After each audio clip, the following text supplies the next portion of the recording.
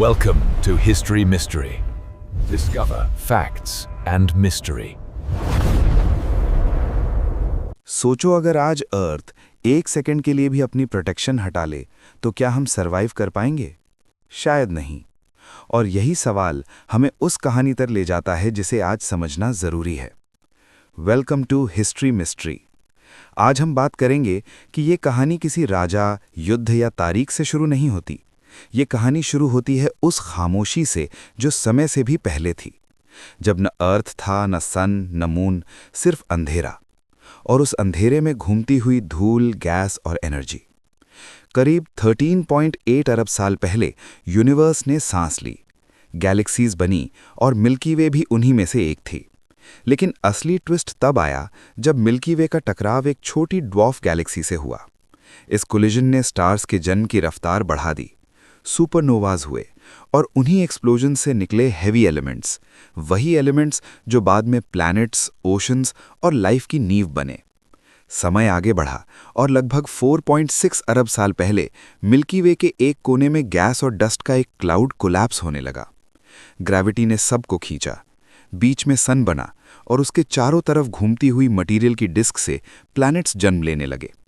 शुरुआत में सब कुछ क्योटिक था, मोल्टन रॉक, फायर, कोलिजन्स। अर्थ भी उसी कियोस का हिस्सा था, एक जलता हुआ गोला, न पानी न हवा, सिर्फ लावा और हीट। फिर एक मार्स साइज्ड ऑब्जेक्ट, जिसे हम आज थिया कहते हैं, अर्थ से टकराया। इम्पैक्ट इतना जबरदस्त था कि डेब्री स्पेस में फैल गया और वही डेब्री धीरे धीरे मून बना। मून का बनना सिर्फ एक सुंदर सैटेलाइट का बनना नहीं था, उसने अर्थ की डेस्टिनी बदल दी। टाइड्स बने, रोटेशन स्टेबल हुई, क्लाइमेट को रिदम मिली। लेकिन उस वक्त अर्थ अब भी सूखा और हॉस्टाइल था। फिर आउटर सोलर सिस्टम से आइसी प्लैनेटेसिमल्स आए, एस्टेरॉइड्स आए और उनके साथ आया वाटर। लाखों साल तक बम्बार्डमेंट चला, स्टीम बनी, एटमॉस्फेयर बनी, क्लाउड्स बने और जब अर्थ ठंडा हुआ तो पहली बारिश हुई, वो बारिश जो लाखों साल तक रुकी नहीं। ओशंस बने, लेकिन ये ओशंस आज जैसे नहीं थे, ये टॉक्सिक थे, हैवी मेटल से भरे, एसिडिक, लाइफ के लिए जहर। फिर अर्थ के अंदर कुछ चल रहा था जिसे सरफेस पर कोई नहीं देख सकता था। मोल्टन मैंटल घूम रहा था, कन्वेक्शन चल रही थी, प्लेट्स बनने लगीं, प्लेट टेक्टोनिक्स शुरू हुई, कॉन्टिनेंट्स धीरे धीरे हिलने लगे, सबडक्शन जोन्स बने, वोल्केनोज फटे और इसी मूवमेंट ने ओशंस को न्यूट्रलाइज करना शुरू किया।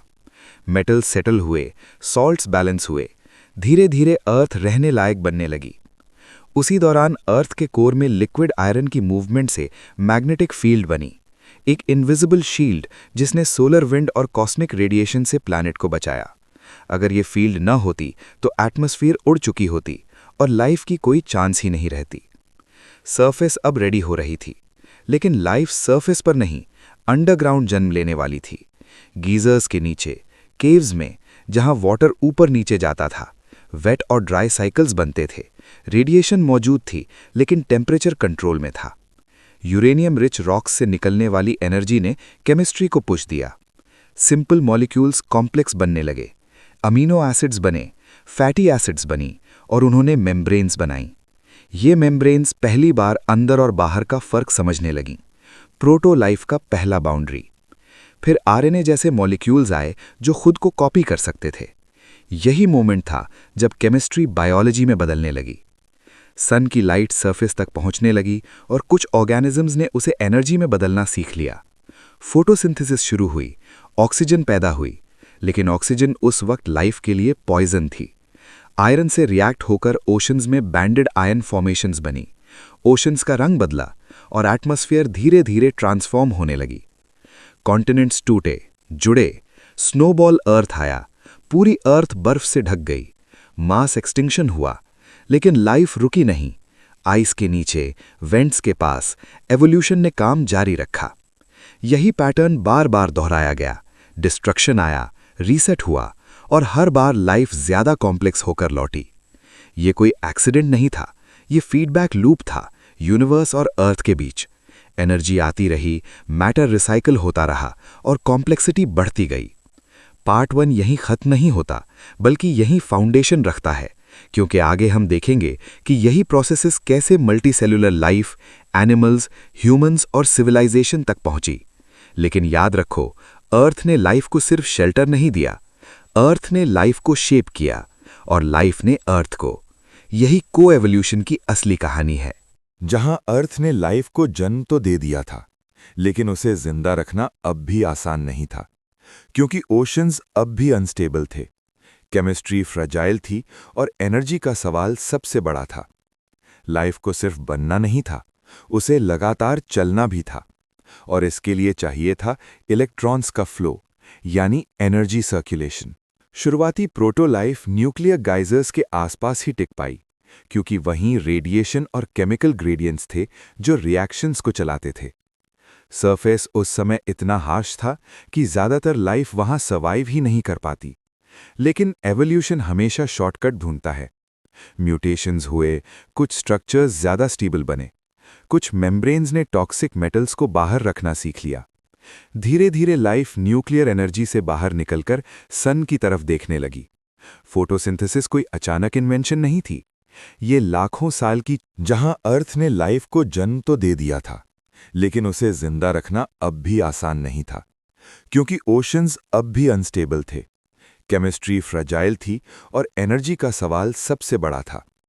लाइफ को सिर्फ बनना नहीं था, उसे लगातार चलना भी था, और इसके लिए चाहिए था इलेक्ट्रॉन्स का फ्लो, यानी एनर्जी सर्कुलेशन। शुरुआती प्रोटो लाइफ न्यूक्लियर गाइजर्स के आसपास ही टिक पाई, क्योंकि वहीं रेडिएशन और केमिकल ग्रेडियंट्स थे जो रिएक्शंस को चलाते थे।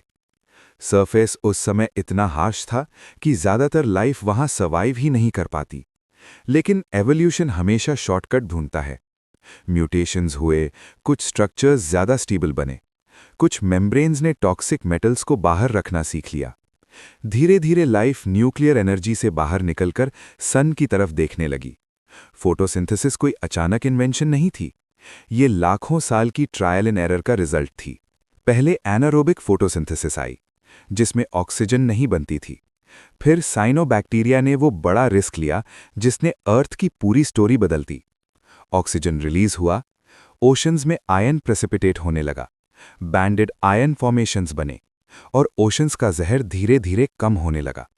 लेकिन ऑक्सीजन खुद लाइफ के लिए भी खतरनाक थी, इसलिए जिन ऑर्गेनिजम्स ने ऑक्सीजन को टॉलरेट करना और फिर यूज करना सीख लिया, वही आगे बचे।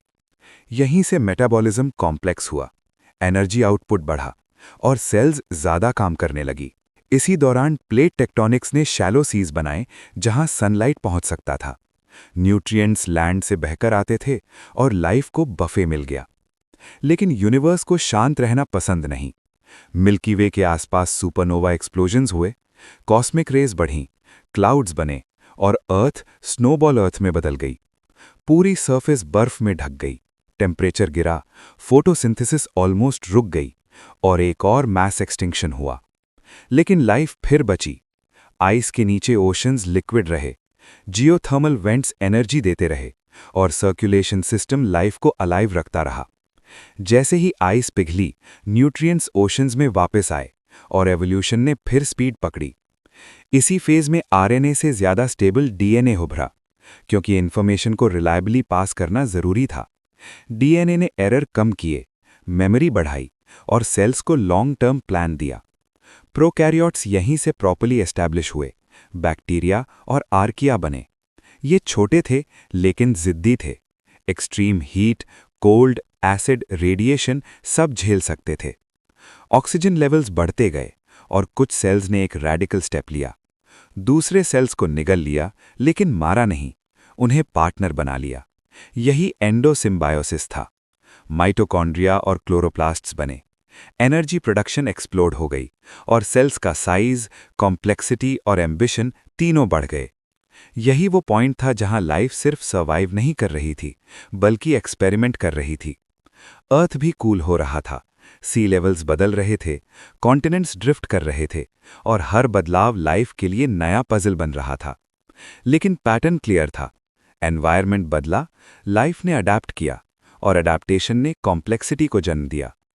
पार्ट 2 यही खत्म होता है, जहां लाइफ अब सिंपल केमिस्ट्री नहीं रही, बल्कि एक ऑर्गेनाइज्ड सिस्टम बन चुकी थी, ready for the next leap, multicellular existence की तरफ, जहां कोऑपरेशन, स्पेशलाइजेशन और कॉन्फ्लिक्ट तीनों साथ आने वाले थे। जहां लाइफ ने एनर्जी और स्ट्रक्चर तो पा लिया था, लेकिन स्टेबिलिटी अब भी इल्यूजन थी, क्योंकि अर्थ खुद रेस्टलेस था।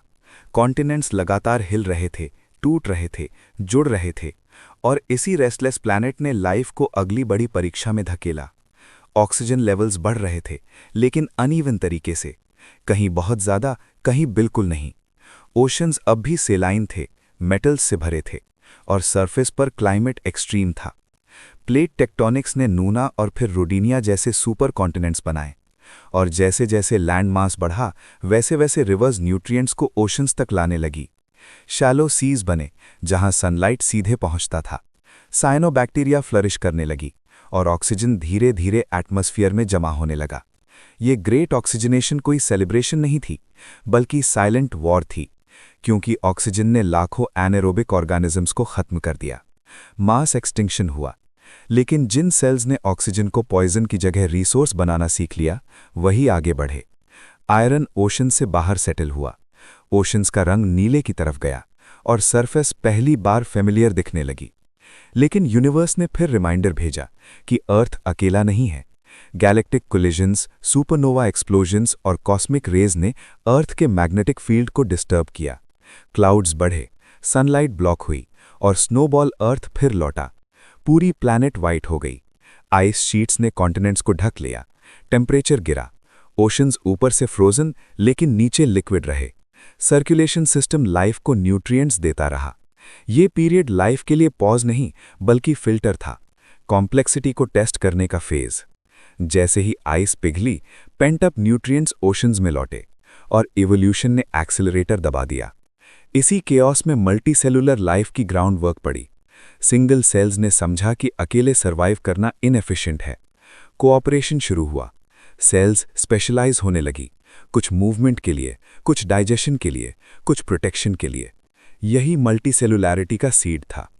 इडीकैरन पीरियड में पहली सॉफ्ट बॉडीड लाइफ दिखाई दी।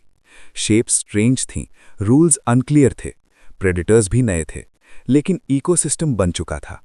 फिर केमिस्ट्री बदली, कैल्शियम, फॉस्फोरस और आयरन बैलेंस में आए। शेल्स और स्केलेटन्स पॉसिबल हुए, प्रोटेक्शन का नया लेवल आया, और इवोल्यूशन ने गियर चेंज किया। कैम्ब्रियन एक्सप्लोजन में लाइफ ने रिस्क लिया। बॉडी प्लान्स एक्सपेरिमेंट हुए, eyes, limbs, nervous systems emerge हुए। ये रैंडमनेस नहीं थी, ये मिलियंस ऑफ ईयर्स के एनवायरमेंटल प्रेशर का रिजल्ट था। प्लेट मूवमेंट्स ने कोस्टलाइंस बनाए, गल्फ्स और बेस बने, जहां न्यूट्रिएंट्स जमा होते थे। लाइफ को ग्रोथ जोन्स मिले। हर कोलिजन, हर सेपरेशन ने स्टेम और क्राउन एवोल्यूशन को ट्रिगर किया। रेडिएशन म्यूटेशंस लाई, हाइब्रिडाइजेशन डाइवर्सिटी लाई, और लाइफ ने कॉम्प्लेक्सिटी को नॉर्म बना लिया। पार्ट 3 यहीं पॉज लेता है, क्योंकि अब अर्थ पर लाइफ सिर्फ सर्वाइव नहीं कर रही थी, वो शेप ले रही थी, रूल्स बना रही थी, और फ्यूचर के लिए स्टेज तैयार कर रही थी, जहां लैंड कॉन्क्वेस्ट, एनिमल्स और इवेंचुअली इंटेलिजेंस आने वाली थी। लेकिन याद रखो, ये प्रोग्रेस लीनियर नहीं थी, ये केओस में ऑर्डर ढूंढने की कहानी थी। अर्थ पर लाइफ अब ओशंस तक सीमित नहीं रहना चाहती थी, क्योंकि पानी में कंपटीशन बढ़ चुका था और न्यूट्रिएंट्स का बड़ा हिस्सा लैंड से बहकर आ रहा था। यही वजह थी कि लाइफ ने पहली बार उस जगह जाने का रिस्क लिया जहां प्रोटेक्शन कम था, लेकिन पॉसिबिलिटीज ज्यादा थीं। शुरुआत एल्गी और सिंपल प्लांट लाइक ऑर्गेनिजम्स से हुई, जो टाइडल जोन्स में उभरे, जहां wet dry cycles already familiar थे। ग्रेविटी ज्यादा थी, पानी स्केर्स था और सनलाइट हार्श, लेकिन प्लांट्स ने अडैप्ट किया, रूट्स बनाए, वाटर रिटेन करना सीखा और फोटोसिंथेसिस को जमीन तक फैला दिया। ऑक्सीजन प्रोडक्शन तेज हुई और एटमॉस्फेयर में एक इनविजिबल लेकिन लाइफ सेविंग लेयर बनी, जिसे ओजोन कहते हैं।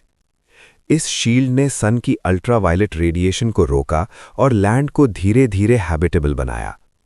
प्लांट्स ने सिर्फ लैंड को हरा नहीं किया, उन्होंने सॉइल बनाई, न्यूट्रिएंट्स को ट्रैप किया और इकोसिस्टम्स की फाउंडेशन रखी।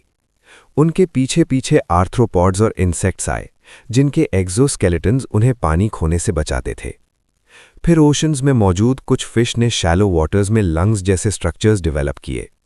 ऑक्सीजन रिच सरफेस एयर का फायदा उठाया और यहीं से एम्फिबियंस का रास्ता खुला। पानी और ज़मीन के बीच की ये लाइफ फ्लेक्सिबल थी, लेकिन पूरी तरह लैंड पर टिकने के लिए बॉडी को और बदलाव चाहिए थे। रेप्टाइल्स ने ये गैप भरा। वाटरप्रूफ एग्स, ड्राई स्किन और एफिशिएंट लंग्स के साथ हुए पूरी तरह लैंड बेस्ड बन गए। क्लाइमेट वार्म था, कॉन्टिनेंट्स ड्रिफ्ट कर रहे थे और फॉरेस्ट्स फैल रहे थे। इसी एनवायरनमेंट में डायनासोर्स उभरे, साइज, स्ट्रेंथ और एफिशिएंसी में अनमैच्ड। उन्होंने इकोसिस्टम्स डोमिनेट किए और मिलियंस ऑफ ईयर्स तक अर्थ उनके रिदम पर चला। लेकिन एवोल्यूशन कभी एक ही राजा को हमेशा के लिए नहीं रखता। मैमल्स उस समय छोटे थे, नॉक्टर्नल थे, शैडोज में रहते थे, लेकिन उनके पास एक एडवांटेज था, अडैप्टेबिलिटी। जब एस्टेरॉयड इम्पैक्ट, वोल्केनिज्म और क्लाइमेट कोलैप्स ने डायनासोर्स को खत्म किया, मैमल्स के लिए स्पेस खुला। फॉरेस्ट्स बदले, ग्रासेस आईं और प्राइमेट्स पेड़ों पर इवॉल्व हुए। डेप्थ परसेप्शन, ग्रिपिंग हैंड्स और क्यूरियोसिटी उनके टूल्स बने। अफ्रीका की रिफ्ट वैलीज ने आइसोलेटेड एनवायरनमेंट्स बनाए जहां एवोल्यूशन तेज हुआ। ब्रेन साइज बढ़ा, सोशल बिहेवियर कॉम्प्लेक्स हुआ और इमेजिनेशन ने आकार लेना शुरू किया। ये सिर्फ बॉडी का एवोल्यूशन नहीं था, ये परसेप्शन का एवोल्यूशन था। फायर का कंट्रोल, टूल्स का यूज और मेमोरी ने सर्वाइवल को कल्चर में बदला। एग्रीकल्चर ने मूवमेंट रोकी, सेटलमेंट्स बने, सिटीज बनी और ह्यूमंस ने पहली बार नेचर को शेप करना शुरू किया। लेकिन अर्थ और लाइफ का रिश्ता अब भी रेसिप्रोकल था। क्लाइमेट शिफ्ट्स, आइस एजेस और वोल्केनिक इवेंट्स बार बार रिमाइंडर देते रहे कि कंट्रोल इल्यूजन है। लाइफ ने लैंड जीता, स्काई की तरफ देखा और फ्यूचर की प्लानिंग शुरू की, लेकिन प्लैनेट अब भी अपनी टर्म्स पर ही चलता रहा। और यही टेंशन आगे की स्टोरी को जन्म देती है, जहां सिविलाइजेशन, टेक्नोलॉजी और इवेंचुअली ह्यूमैनिटी खुद एक जियोलॉजिकल फोर्स बन जाती है। जब लाइफ ने लैंड पर अपनी जड़ें जमा लीं, तो असली बदलाव बॉडी से ज़्यादा बिहेवियर में आया, क्योंकि सर्वाइवल अब सिर्फ ताकत का खेल नहीं रहा। स्ट्रैटेजी, मेमोरी और कोऑपरेशन ज़्यादा ज़रूरी हो गए। मैमल्स ने इसी स्पेस में एडवांटेज लिया। उनका वार्म ब्लडेड नेचर उन्हें बदलते क्लाइमेट में एक्टिव रखता था और उनका ब्रेन धीरे धीरे बिगर और फ्लेक्सिबल होता गया। प्राइमेट्स पेड़ों में रहते हुए डेप्थ परसेप्शन, ग्रिपिंग हैंड्स और सोशल बॉन्डिंग सीख चुके थे।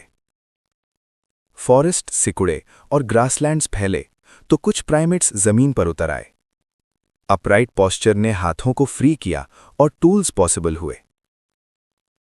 अफ्रीका की चेंजिंग लैंडस्केप्स ने एवोल्यूशन को पुश किया। फूड स्केर्स हुआ तो हंटिंग और शेयरिंग जरूरी बनी, सोशल ग्रुप्स बने और कम्युनिकेशन इवॉल्व हुआ। लैंग्वेज सिर्फ आवाज नहीं थी, वो शेयर्ड मेमोरी थी, इमेजिनेशन थी और फ्यूचर का प्लान बनाने की एबिलिटी थी। फायर ने रात को छोटा कर दिया, कुकिंग ने एनर्जी एक्सट्रैक्शन बढ़ा दी और ब्रेन ग्रोथ को फ्यूल मिला। धीरे धीरे ह्यूमंस ने सिर्फ अडैप्ट करना नहीं, बल्कि एनवायरनमेंट को मॉडिफाई करना शुरू किया। एग्रीकल्चर ने मोबिलिटी कम की, लेकिन स्टेबिलिटी दी। सरप्लस पैदा हुआ, स्पेशलाइजेशन आई, विलेजेस सिटीज में बदले और ट्रेड नेटवर्क्स बने। रिवर्स के किनारे सिविलाइजेशंस उभरी, क्योंकि वहां फूड रिलायबल था। लेकिन रिसोर्सेज के साथ कॉन्फ्लिक्ट भी आया, पावर स्ट्रक्चर्स बने, वॉर्स हुए और रूल्स बनाने की जरूरत पड़ी। लॉज, गवर्नेंस और बिलीफ सिस्टम्स इसी प्रेशर से निकले। रिलीजन्स ने सोसाइटीज को ग्लू दिया और मोरालिटी को शेप किया। टाइम के साथ साइंस ने मिथ्स की जगह ली, ऑब्जर्वेशन और एक्सपेरिमेंट से नॉलेज एक्यूमुलेट हुआ।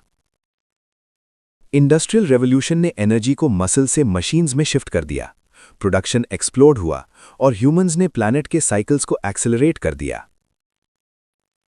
फॉसिल फ्यूल्स ने कंफर्ट दिया, लेकिन बैलेंस बिगाड़ा। एटमॉस्फेयर बदली, ओशंस एसिडिफाई हुए और बायोडाइवर्सिटी दबाव में आ गई। फिर इंफॉर्मेशन एज आया, कंप्यूटर्स और इंटरनेट ने माइंड्स को कनेक्ट किया और ह्यूमैनिटी पहली बार ट्रूली ग्लोबल स्पीसीज बनी। लेकिन स्पीड ने एंग्जाइटी भी बढ़ाई, कंजम्पशन ने लिमिट्स पुश की और अर्थ ने सिग्नल्स देने शुरू किए। क्लाइमेट इंस्टेबिलिटी, एक्सटिंक्शंस और रिसोर्स स्ट्रेस। ह्यूमंस अब सिर्फ बायोलॉजिकल नहीं रहे, वे जियोलॉजिकल फोर्स बन चुके थे। सवाल ये नहीं था कि हम कितने स्मार्ट हैं। सवाल ये था कि हमारा माइंडसेट शॉर्ट टर्म डिजायर से आगे देख सकता है या नहीं। क्योंकि एवोल्यूशन ने हमें सोचने की एबिलिटी दी है, लेकिन विजडम कोई ऑटोमैटिक फीचर नहीं है, वो चॉइस है।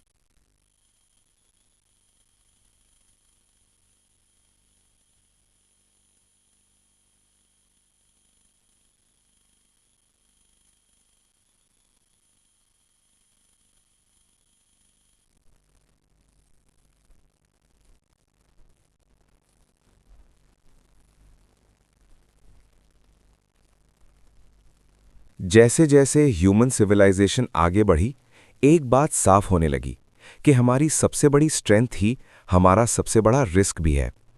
फॉसिल फ्यूल्स ने हमें स्पीड दी, कंफर्ट दिया और अबंडेंस का इल्यूजन बनाया, लेकिन यही एनर्जी अर्थ ने अरबों साल में स्टोर की थी और हमने उसे कुछ सदियों में जला देना शुरू कर दिया।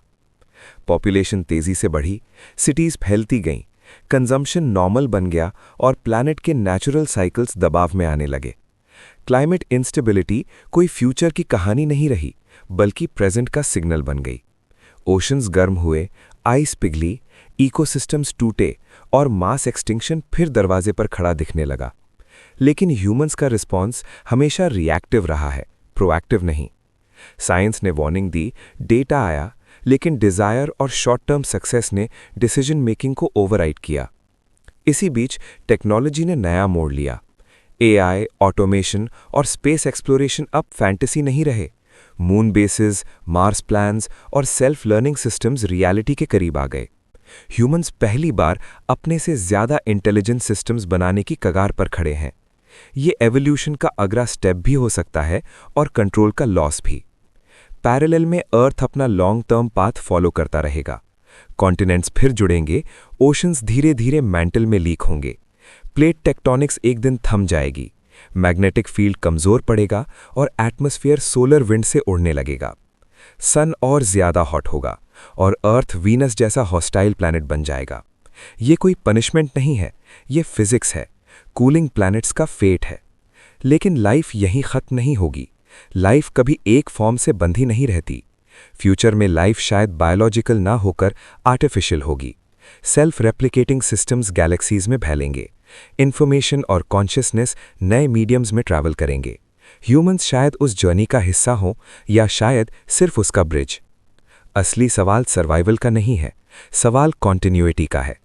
क्या हम इतने अवेयर हो पाएंगे कि शॉर्ट टर्म डिजायर से ऊपर उठकर लॉन्ग टर्म प्लान बना सकें? क्या हमारा माइंडसेट अर्थ के साथ कॉन्फ्लिक्ट की जगह हार्मनी चुन पाएगा? क्योंकि इंटेलिजेंस का मतलब सिर्फ सोच पाना नहीं है। इंटेलिजेंस का मतलब कॉन्सिक्वेंसेस को समझना और रिस्पॉन्सिबिलिटी लेना भी है। अर्थ की कहानी हमें यही सिखाती है कि जो अडैप्ट करता है वही टिकता है, और अडैप्टेशन सिर्फ टेक्नोलॉजी से नहीं, अवेयरनेस से शुरू होती है। यही पॉइंट है जहां एवोल्यूशन अब जीन्स से निकलकर चॉइसेस पर आ चुकी है, और शायद पहली बार लाइफ खुद डिसाइड करने वाली है कि अगला चैप्टर कैसा होगा। जब एवोल्यूशन जीन्स से निकलकर चॉइसेस तक पहुंच जाती है, तब कहानी का स्केल बदल जाता है, क्योंकि अब बदलाव किसी एस्टेरॉयड, वोल्केनो या कॉस्मिक रे से नहीं, बल्कि डिसीजन मेकिंग से आने लगता है। ह्यूमंस ने पहली बार ऐसा पावर हासिल किया है जो प्लैनेट को हील भी कर सकता है और परमानेंटली डैमेज भी। यही वजह है कि फ्यूचर अब डेस्टिनी नहीं, बल्कि डायरेक्शन बन जाता है। रिन्यूएबल एनर्जी, मेडिसिन, जेनेटिक्स और स्पेस टेक्नोलॉजी ऐसे टूल्स हैं जो स्कैर्सिटी की लॉजिक को तोड़ सकते हैं। लेकिन वही टूल्स अगर बिना अवेयरनेस के यूज हों तो इनइक्वालिटी और कॉन्फ्लिक्ट को एम्पलीफाई भी कर सकते हैं। हिस्ट्री यही दिखाती है कि टेक्नोलॉजी न्यूट्रल नहीं होती, उसे चलाने वाला माइंडसेट तय करता है कि वो क्रिएशन बनेगी या डिस्ट्रक्शन। इसी टेंशन के बीच ह्यूमैनिटी धीरे धीरे एक प्लैनेटरी स्पीशीज से इंटरप्लैनेटरी स्पीशीज बनने की तैयारी कर रही है। मून और मार्स सिर्फ एक्सप्लोरेशन नहीं है, वे बैकअप नहीं बल्कि एक्सपेरिमेंट हैं कि लाइफ अर्थ के बाहर खुद को कैसे अडैप्ट कर सकती है। एआई सिस्टम्स ह्यूमन इंटेलिजेंस को एक्सटेंड कर रहे हैं, मेमोरी इन्फिनिट हो रही है, डिसीजन स्पीड ह्यूमन लिमिट से आगे जा रही है, और पहली बार एवोल्यूशन बायोलॉजिकल स्पीड से तेज हो चुकी है। लेकिन यहाँ एक सटल रिस्क छुपा है। अगर कॉन्शियसनेस टूल्स से पीछे रह गई तो इंटेलिजेंस हॉलो हो जाती है। अर्थ मेनवाइल अपने लॉन्ग साइकिल पर चलता रहेगा, आइस एजेस आएंगे, कॉन्टिनेंट्स ड्रिफ्ट करेंगे, इकोसिस्टम्स रीसेट होंगे और लाइफ नए रूप लेती रहेगी। ह्यूमंस अगर सर्वाइव करते हैं तो स्पीशीज की तरह नहीं, बल्कि नेटवर्क की तरह करेंगे, नॉलेज, वैल्यूज और मेमोरी के नेटवर्क की तरह। और अगर नहीं करते तो भी लाइफ रुकने वाली नहीं है, क्योंकि लाइफ का गोल कंफर्ट नहीं है, लाइफ का गोल कंटिन्यूटी है, कॉम्प्लेक्सिटी को आगे बढ़ाना है, फॉर्म बदलकर भी फ्लो बनाए रखना है। और शायद यही रीज़न है कि ह्यूमंस को इमेजिनेशन दी गई, ताकि हम फ्यूचर को सिर्फ प्रिडिक्ट न करें बल्कि कॉन्शियसली शेप करें। यही पॉइंट है जहां स्टोरी साइंस से फिलॉसफी बन जाती है, क्योंकि अब सवाल ये नहीं कि यूनिवर्स हमारे साथ क्या करेगा, सवाल ये है कि हम यूनिवर्स के रूल्स को समझकर उनके साथ कैसे चलेंगे, ह्यूमिलिटी के साथ, रिस्पॉन्सिबिलिटी के साथ और लॉन्ग टर्म प्लान के साथ। क्योंकि अगर एवोल्यूशन ने हमें देखने, सोचने और समझने की एबिलिटी दी है, तो शायद उसका नेक्स्ट एक्सपेक्टेशन यही है कि हम सिर्फ स्मार्ट न हों बल्कि वाइज भी बने। और यही विजडम तय करेगी कि अर्थ की इस अरबों साल लंबी कहानी में ह्यूमंस सिर्फ एक फुटनोट बनेंगे या एक मीनिंगफुल टर्निंग पॉइंट। अगर ह्यूमंस इस मोड़ पर विजडम चुनते हैं तो स्टोरी किसी अंत की तरफ नहीं बल्कि ट्रांसफॉर्मेशन की तरफ बढ़ती है, क्योंकि अर्थ की हिस्ट्री यही बताती है कि हर कोलैप्स के बाद एक नया पैटर्न इमर्ज होता है। फर्क बस इतना है कि इस बार कोलैप्स और रिन्यूअल दोनों में ह्यूमन चॉइस शामिल है। क्लाइमेट चेंज, बायोडाइवर्सिटी लॉस और रिसोर्स स्ट्रेस वार्निंग्स हैं, फाइनल वर्डिक्ट नहीं, और इन्हें इग्नोर करना उतना ही खतरनाक है जितना पैनिक करना। असली चैलेंज बैलेंस का है, ग्रोथ और रिस्ट्रेंट के बीच, टेक्नोलॉजी और इकोलॉजी के बीच, शॉर्ट टर्म सक्सेस और लॉन्ग टर्म कंटिन्यूटी के बीच। एजुकेशन और अवेयरनेस इस फेज की सबसे बड़ी एवोल्यूशनरी टूल्स बनते हैं, क्योंकि जीन्स अब उतनी फास्ट नहीं बदलते जितनी थिंकिंग बदल सकती है। सोसाइटीज धीरे धीरे समझने लगती हैं कि प्रोग्रेस सिर्फ जीडीपी या स्पीड नहीं है, प्रोग्रेस रेजिलियंस है, अडैप्टेबिलिटी है और हार्मनी है। सिटीज स्मार्ट बनती हैं, एनर्जी क्लीनर होती है और सिस्टम्स सर्कुलर होने लगते हैं। ये कोई यूटोपिया नहीं है, बल्कि अडैप्टेशन का प्रैक्टिकल फॉर्म है। पैरेलल में ह्यूमंस स्पेस में भी अपने रूट्स फैला रहे हैं। सैटेलाइट्स, स्टेशंस और फ्यूचर हैबिटेट्स लाइफ को मल्टी प्लैनेटरी बनाते हैं, ताकि एक्सटिंक्शन एक सिंगल इवेंट फेलियर ना रहे। लेकिन स्पेस एस्केप नहीं है, रिस्पॉन्सिबिलिटी का एक्सपेंशन है, क्योंकि जहां ह्यूमंस जाते हैं वहां इम्पैक्ट भी जाता है। यही रियलाइजेशन सिविलाइजेशन को मैच्योर बनाती है। अर्थ को एनिमी नहीं बल्कि पार्टनर समझने का माइंडसेट बनता है। फॉरेस्ट्स कार्बन सिंक्स नहीं बल्कि लिविंग सिस्टम्स बनते हैं। ओशंस रिसोर्सेज नहीं बल्कि रेगुलेटर्स बनते हैं। और ह्यूमंस खुद को नेचर के बाहर नहीं बल्कि उसके अंदर देखते हैं। यही पर्सपेक्टिव शिफ्ट सबसे बड़ा एवोल्यूशन है, क्योंकि इंटेलिजेंस बिना एम्पैथी के डिस्ट्रक्टिव होती है और पावर बिना अवेयरनेस के ब्लाइंड होती है। अर्थ की कहानी हमें बार बार ये दिखाती है कि डोमिनेशन टिकाऊ नहीं होता, कोऑपरेशन होता है। एटम्स ने मॉलिक्यूल्स बनकर कोऑपरेट किया, सेल्स ने मल्टीसेल्युलर बॉडीज बनाकर कोऑपरेट किया और स्पीशीज इकोसिस्टम्स बनाकर कोऑपरेट करती हैं। ह्यूमंस अगर इस पैटर्न को समझ लेते हैं तो सिविलाइजेशन सिर्फ सर्वाइव नहीं करेगी बल्कि इंटीग्रेट करेगी। और शायद यही वो फ्यूचर है जहां टेक्नोलॉजी और नेचर एक दूसरे को कैंसिल नहीं बल्कि कॉम्प्लीमेंट करते हैं, जहां साइंस क्यूरियोसिटी से चलती है और पॉलिसी रिस्पॉन्सिबिलिटी से, और जहां लाइफ की ये अरबों साल पुरानी जर्नी डिस्ट्रक्शन पर नहीं बल्कि कॉन्शियस कंटिन्यूटी पर टिकती है। ये कोई गारंटीड एंडिंग नहीं है, लेकिन एवोल्यूशन कभी गारंटीज नहीं देता, वो सिर्फ पॉसिबिलिटीज देता है। और अब पॉसिबिलिटी ह्यूमंस के हाथ में है। अर्थ की कहानी जितनी प्लैनेट की है उतनी ही स्पेस की भी है, क्योंकि ये दुनिया कभी अकेली नहीं रही। हर बड़े मोड़ पर यूनिवर्स ने इसमें दखल दिया है। कभी दूर किसी स्टार का मरना सुपरनोवा बनकर कॉस्मिक रेज भेज देता है, कभी मिल्की वे के भीतर होने वाली हलचल अर्थ के मैग्नेटिक शील्ड को हिला देती है, और कभी सिर्फ एक छोटा सा एस्टेरॉयड पूरी बायोस्फीयर को रीसेट कर देता है। ह्यूमंस जब आसमान की तरफ देखते हैं तो उन्हें लगता है कि खतरे बाहर से आते हैं, लेकिन असल में खतरा और अपॉर्चुनिटी दोनों एक ही सोर्स से आते हैं, अनप्रिडिक्टेबिलिटी से। यही वजह है कि इंटेलिजेंस का अगला स्टेप सिर्फ टेक्नोलॉजी नहीं बल्कि एंटिसिपेशन है, ये समझना कि जो दिखाई नहीं दे रहा वही सबसे ज़्यादा असर डाल सकता है। इसी रियलाइजेशन से ह्यूमंस ने टेलीस्कोप्स बनाए, प्रोब्स भेजे, एस्टेरॉइड्स ट्रैक करने शुरू किए और पहली बार स्पीशीज लेवल प्लानिंग की कोशिश की। ये सिर्फ सर्वाइवल इंस्टिंक्ट नहीं थी, ये कॉन्शियसनेस का विस्तार था, क्योंकि जब कोई स्पीशीज अपने एक्सटिंक्शन के बारे में सोचने लगती है तभी वो सच में मैच्योर होती है। इसी दौरान कल्चर भी बदलती है।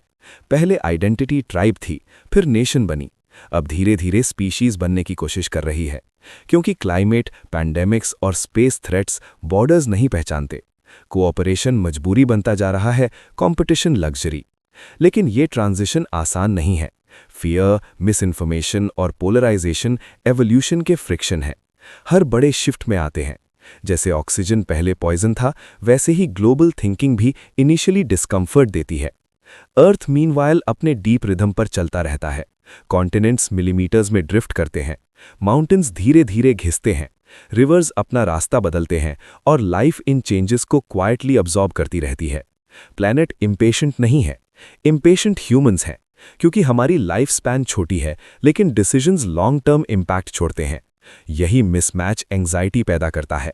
इसी एंग्जाइटी से ह्यूमंस मीनिंग ढूंढते हैं, स्टोरीज बनाते हैं, रिलीजन्स, फिलॉसफीज और साइंस डेवलप करते हैं, ताकि केओस में पैटर्न दिख सके और पैटर्न में पर्पस। फ्यूचर में अगर ह्यूमंस अर्थ से आगे जाते हैं, मून, मार्स या उससे भी दूर, तो वो एस्केप नहीं होगा, वो अर्थ की मेमोरी को साथ ले जाना होगा, क्योंकि जिस प्लैनेट ने लाइफ को जन्म दिया वही रेफरेंस रहेगा कि बैलेंस क्या होता है और इम्बैलेंस की कीमत क्या होती है। अर्थ हमें यह सिखाता है कि डोमिनेशन टेम्पररी होती है, अलाइनमेंट टिकाऊ। डायनासोर्स डोमिनेट करते थे, मैमल्स अलाइन हुए, ह्यूमंस अब डोमिनेट कर रहे हैं। अगला फेज अलाइनमेंट मांगता है, इकोसिस्टम्स के साथ, प्लैनेट के साइकिल्स के साथ और यूनिवर्स की अनसर्टेनिटी के साथ। यही अलाइनमेंट इंटेलिजेंस को विजडम में बदलती है, और विजडम ही वो क्वालिटी है जो किसी सिविलाइजेशन को सिर्फ पावरफुल नहीं बल्कि लॉन्ग लिव्ड बनाती है। पार्ट 9 यहीं ठहरता है, किसी क्लिफ हैंगर पर नहीं बल्कि एक गहरे सवाल पर। क्या ह्यूमंस इतने मैच्योर हो पाएंगे कि स्पीड से ज्यादा डायरेक्शन को महत्व दें, नॉइज से ज्यादा सिग्नल को सुने और शॉर्ट टर्म डिजायर से ऊपर उठकर लॉन्ग टर्म प्लान बना सकें? क्योंकि एवोल्यूशन अब जीन्स में नहीं, डिसीजंस में लिखी जा रही है, और ये कहानी अभी खत्म नहीं हुई है, ये बस अगले चैप्टर के लिए सांस ले रही है।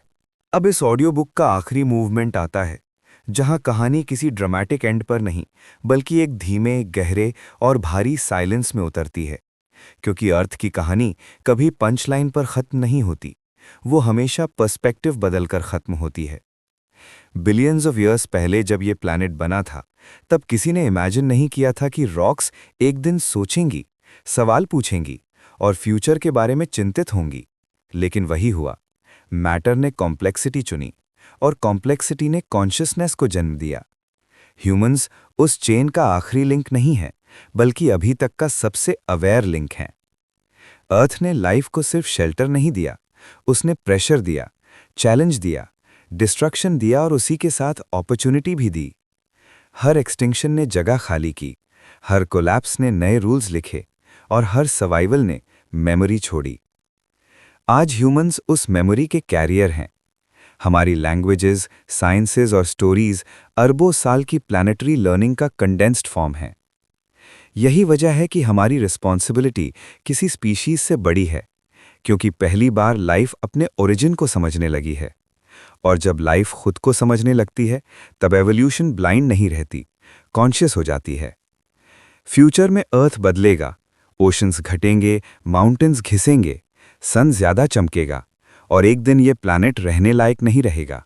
लेकिन ये ट्रेजेडी नहीं है, ये प्रोसेस है। कूलिंग प्लैनेट्स का फेट, एक्सपैंडिंग स्टार्स का रूल और एंट्रोपी की लॉन्ग गेम। सवाल ये नहीं कि अर्थ बचेगा या नहीं, सवाल ये है कि अर्थ की स्टोरी कितनी दूर तक जाएगी, नॉलेज के रूप में, मेमोरी के रूप में और इन्फ्लुएंस के रूप में। अगर ह्यूमंस विजडम चुनते हैं तो लाइफ बायोलॉजिकल फॉर्म से निकलकर इंफॉर्मेशन फॉर्म में आगे बढ़ सकती है, स्टार्स के बीच ट्रैवल कर सकती है, नए वर्ल्ड्स पर खुद को रीराइट कर सकती है। और अगर नहीं, तो अर्थ की कहानी फिर भी रुकेगी नहीं, लाइफ किसी और रास्ते से आगे बढ़ेगी, क्योंकि यूनिवर्स स्टैग्नेशन टॉलरेट नहीं करता। लेकिन यहाँ एक सटल ब्यूटी है, कि शायद पहली बार एवोल्यूशन ने किसी स्पीशीज को यह ऑप्शन दिया है कि वो सिर्फ सर्वाइव ना करे, बल्कि समझे, अलाइन करे और कॉन्शियसली कंटिन्यू करे। यही पॉइंट अर्थ की पूरी हिस्ट्री को मीनिंग देता है कि केओस से ऑर्डर निकला, ऑर्डर से अवेयरनेस निकली, और अवेयरनेस से चॉइस, और चॉइस ही वो चीज़ है जो इस लॉन्ग जर्नी को एक्सीडेंट से पर्पस की तरफ मोड़ सकती है। इस कहानी का एंड कोई फुल स्टॉप नहीं है, ये एक कॉमा है, एक पॉज, ताकि सुनने वाला एक पल के लिए सोचे कि वो सिर्फ अर्थ की स्टोरी सुन रहा था या अर्थ के जरिए अपनी ही स्टोरी को देख रहा था। क्योंकि शायद असली एवोल्यूशन बाहर नहीं, अंदर होती है। और यही रियलाइजेशन इस ऑडियो बुक का आखिरी शब्द नहीं, बल्कि उसकी सबसे शांत शुरुआत है।